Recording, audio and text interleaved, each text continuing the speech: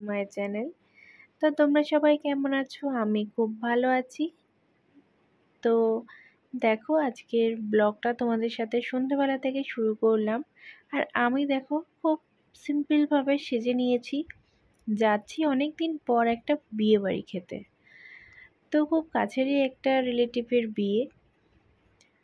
তো দেখো আমরা বেরিয়ে পড়লাম এখনই।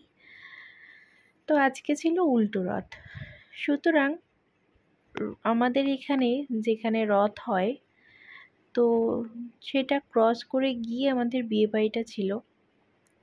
আমাদের 1 ঘন্টা সময় লেগে গেছে বিয়েবাড়ি পৌঁছাতে। হার্ডলি 10 মিনিট সময় লাগে, সেখানে 1 ঘন্টা লেগে গেছে। তাহলে তোমরা বুঝতেই পারছো কতটা ভিড় হয়েছিল। তো আমরা এখন পৌঁছে গেলাম বিয়েবাড়ি। তো বিয়েবাড়িটা ভীষণ সুন্দর ছিল।